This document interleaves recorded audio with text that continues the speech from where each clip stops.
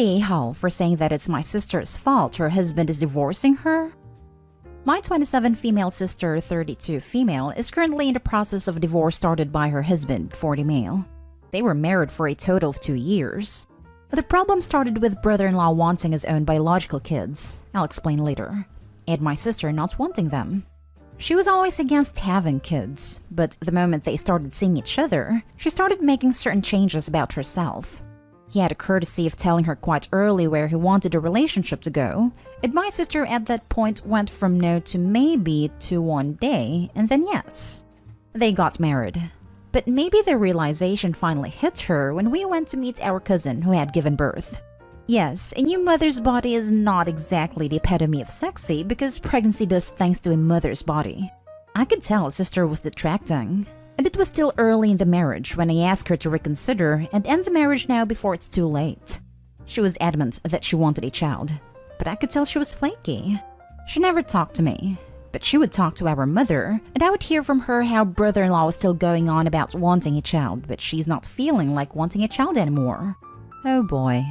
A month ago, brother-in-law reached his limit, and finally asked sister to be upfront, and she straight up told him she does not want to be a mother, and started offering alternatives like adoption. Brother-in-law did not want to hear any of that, and sister came to live with us. As to why brother-in-law wants biological children, he was previously married and has 2 children. Then he found out that neither of them are biologically his. He pays child support but does not see the kids anymore. Understandable. Sister also knew this, but maybe love blinds people. She is here bawling her eyes out because brother-in-law started the divorce proceedings and does not want any sort of compromise. Parents have been giving brother-in-law crap for days now, and so is sister now about how stubborn he is, and wish she could see it before.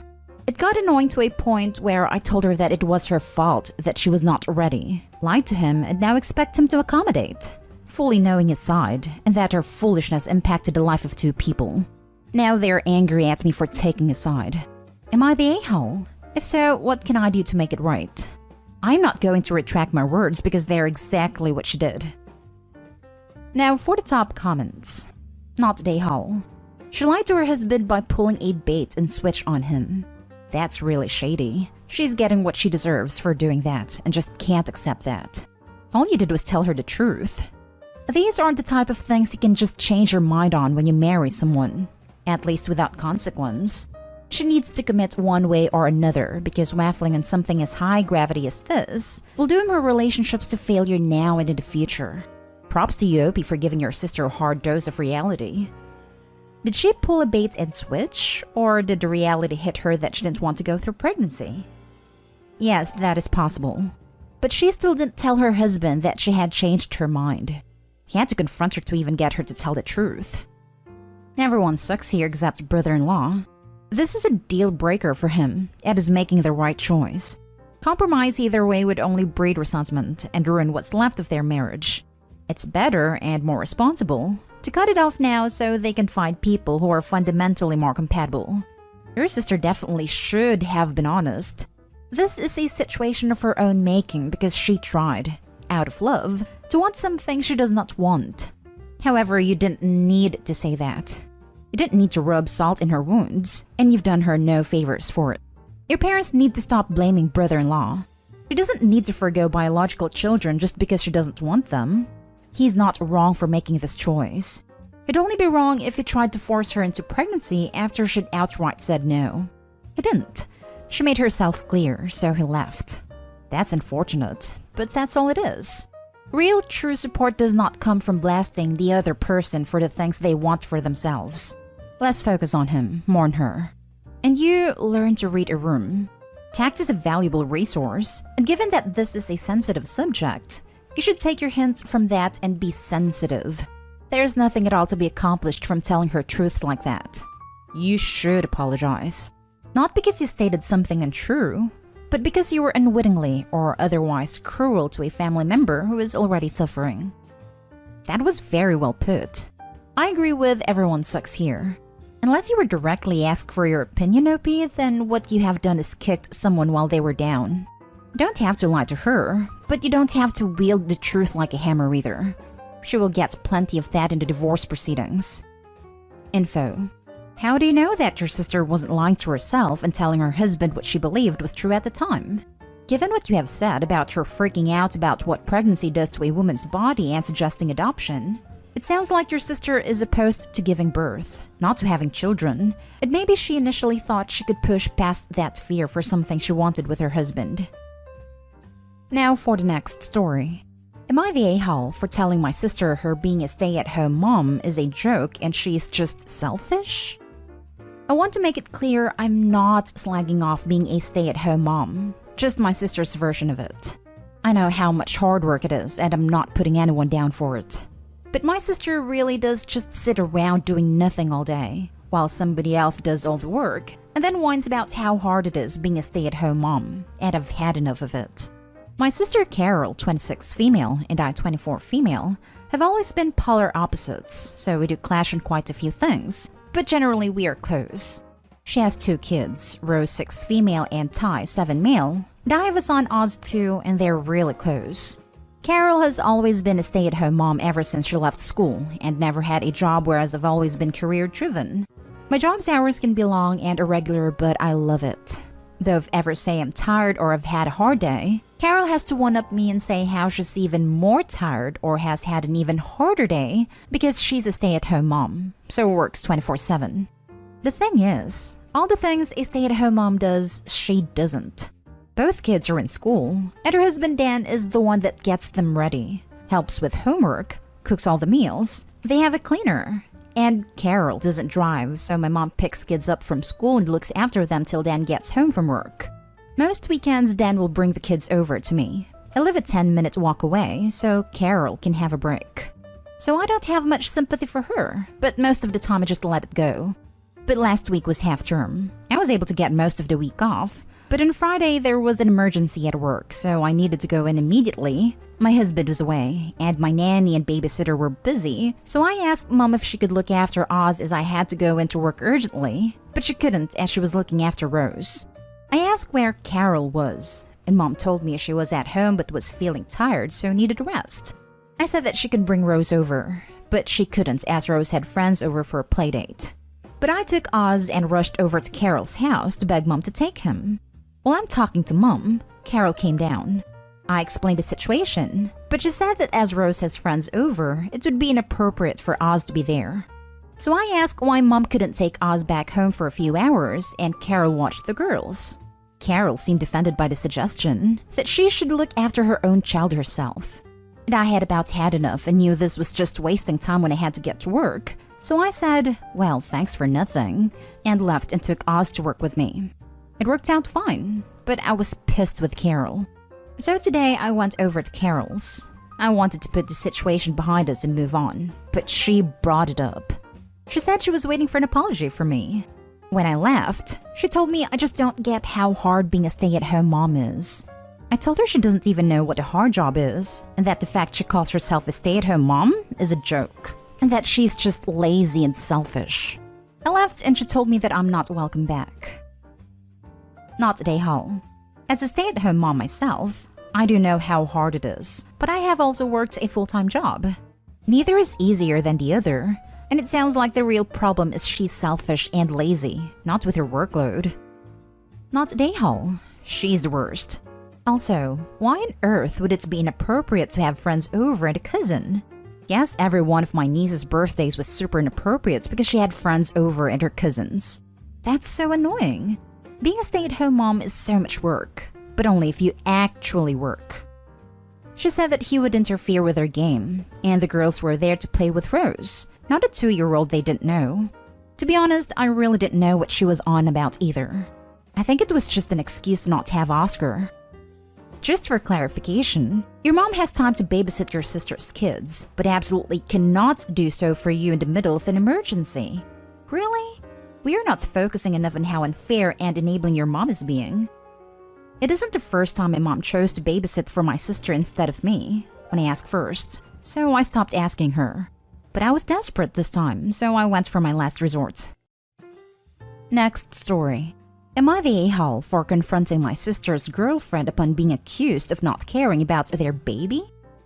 My wife, 35 female, and me, 34 male, have been married for over 8 years, and have been trying to have a kid forever.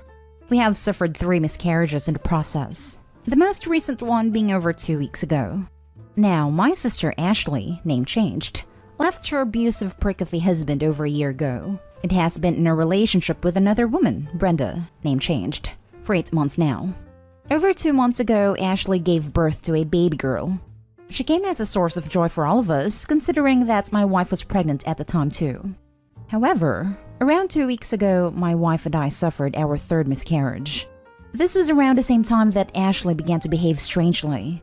She was constantly depressed, irritable, and weepy, and often attempted to drive the conversation away from her child and babies in general. These symptoms were there before too, but this was when they really began to come to light. It was then that she was diagnosed with PPD. Around 2 days ago, I decided to take my wife on a road trip to visit her parents to take her mind away from the miscarriage for a while. While we were packing for the trip, Brenda paid us a visit and asked us if we could help take care of the baby, as she wanted some quality time with Ashley. I knew that it would not do good for my wife's mental state to be around a baby right now, as it would trigger a lot of emotions. I kindly refused, and told Brenda that we were visiting her parents and we would not be available for a while. This really angered Brenda, and she began to call me out for being a selfish brother. She said that Ashley would never do this to me, and that we could never understand the problems they were going through, and at this point, taking a vacation and abandoning Ashley and the baby was extremely uncalled for. However, when she said that I did not care about the baby, that was the last straw. I countered saying that my wife already has enough on her plate to deal with, and she doesn't need Brenda's toxic vibes right now. I asked her to leave our house and take her negativity with her. Am I the a-hole for behaving the way I did with Brenda? Edit. To everyone who has been asking, Brenda and Ashley are both fully aware of the miscarriage, and were in fact in the hospital at the time. Now for the comments. Not the a-hole. Not at all. You took a stand for your wife. Your sister-in-law is being totally unreasonable and entitled and selfishly expecting you to watch their baby right after you suffered a miscarriage, and in refusing to even consider why taking care of a baby could be traumatizing for you too. They can hire a babysitter. Also, I'm really sorry for your loss, OP. Hugs. No, you don't get it. Only Ashley is allowed to have emotions. Opie's wife should be grateful to still act as a parent/babysitter for a moment. This reminds me of when I had 3 kids under the age of 5. One was a newborn. It was keeping my neighbor's 2-year-old to make some money. My husband's sister had 2 kids and wasn't handling this well, so her husband thought I should help her out, because he couldn't be bothered apparently. That discussion didn't go well. Not a hole. Brenda thinks that demanding free childcare from a woman who just suffered a miscarriage is reasonable. While it's admirable for Brenda to want to support Ashley through her PPD, she is completely lacking in empathy for your loss. You did the right thing for your wife.